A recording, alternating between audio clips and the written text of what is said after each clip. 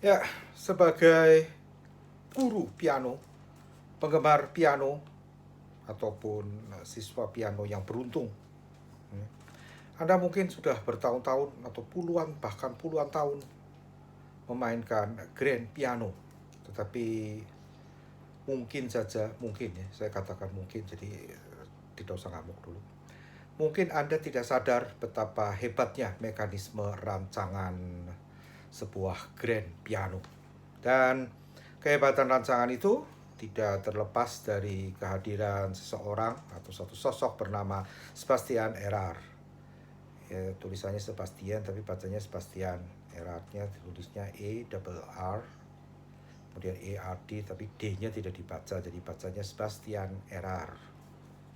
Sebastian Erard ini orang Jerman, kelahiran Jerman, tetapi dia adalah pembuat instrumen di Prancis. Hidup antara tahun 1752 dan 1831.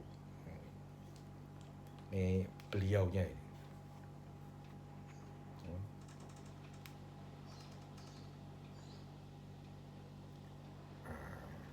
Sebastian Erard. Nah, Erard ini menemukan apa sih? Dia menemukan dua hal yang membuat modern grand piano bisa sehebat sekarang.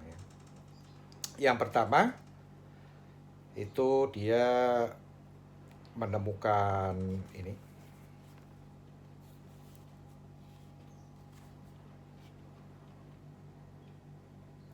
logam ganjelnya ini. Nah, ini kalau dipasang di senarnya dia jadi begini. Logam ini namanya agraf. Ya, agraf ini tujuannya membuat posisi senar ini menjadi stabil. Jadi hammernya menjadi stabil. Kalau tanpa agraf ini, kalau pianisnya misalnya seperti pada waktu dulu Franz Liszt atau seperti sekarang George Harliono misalnya, wah, bermain dengan kecepatan tinggi, kemudian fortissimo asainya keras sekali, ini apa namanya, orang Jawa bilang jinjo ya, gengsot, tidak fast lagi.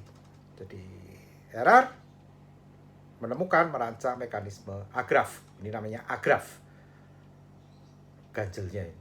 Ini penting sekali supaya pianis itu bisa melakukan manuver-manuver ekstrim di pianonya. Sama seperti servo pada apa namanya CD, compact disc. Compact disc itu kan apa namanya cakram diputarkan dengan kecepatan tinggi. Kalau tidak ada mekanisme servonya, diputar kecepatan tinggi, dia gini gini gini gini gini. Nah, servo ini tugasnya ketika dia gini nyaris tidak terbaca mata lasernya, dia balikin lagi. Nah, ini si agraf rancangannya Erard pun begitu. Itu yang pertama. Kemudian temuan Erard yang berikutnya yang juga tidak kalah hebatnya adalah double escapement. Double escapement.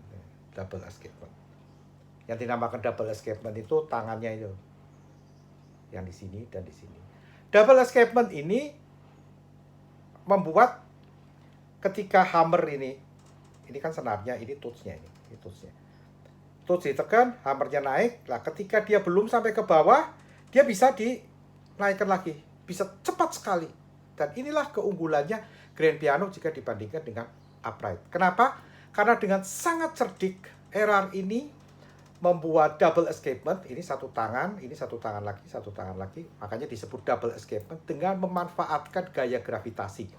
Kalau grand piano ini datar kan ya, datar begini, jadi dia memanfaatkan gravitasinya kan di bawah sini.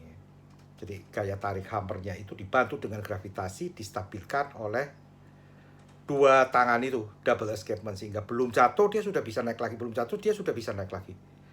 Sehingga pianisnya bisa melakukan repetisi bahkan hampir seperti tremolo. Kalau tidak ada mekanisme Erard ini tidak mungkin. Ya, kemudian bagaimana kalau misalnya di apa namanya di piano upright? Kita lihat kedudukannya piano upright. Piano upright itu kedudukannya tidak datar tapi tegak, vertikal begini, tidak horizontal tapi vertikal begini. Ini apa namanya, melawan gaya gravitasi. Melawan gaya gravitasi. Sudah diakali dengan menggunakan per ini, jack spring. Di sini ada jack spring. Supaya maksudnya dia juga bisa sebelum dia balik ke tempat duduknya, dia ke tempat dudukannya dia bisa gitu. Tapi tetap kecepatannya kalah. Kenapa? Karena Grand piano memanfaatkan gaya gravitasi.